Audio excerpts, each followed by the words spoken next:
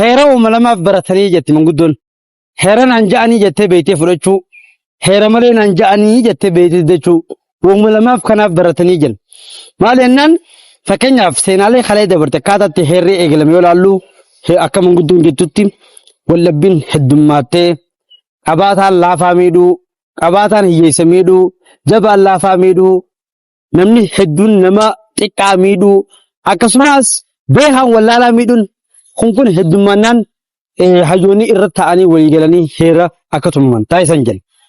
Duba heera kana hogguu murteessan booda bu'aan heeraa hoggaa ilaalaman guddoon akkuma lama keessa takka heera naan ja'anii jettee beeytee fudhachuu heera malee naan ja'anii jettee beeytee jechuu wanni kun naggaltee jetteetuma beekuu fi wanni kun waan haqa malee fi jetteetuma mirga kee kan seera malee si muramee kan heeraan si murame adda baafachuu uumalamaan kanaan baradhu jedha. Kanaaf heera naan ja'anii dhuga naan ja'anii waan sirriitii balleessumati jiyya natti himanii jettee beeytee waan san fudhachuudha.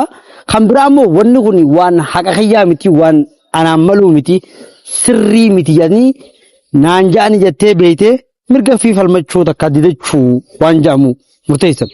Heera malee naan ja'anii jettee beeytee didachuu heera naan ja'anii jettee beeytee fudhachuu waan kan lamaan kanaa baradhu jedha. Bu'aa heeraa lamaan kanaan sagantaa ta'a laallaa galatooma.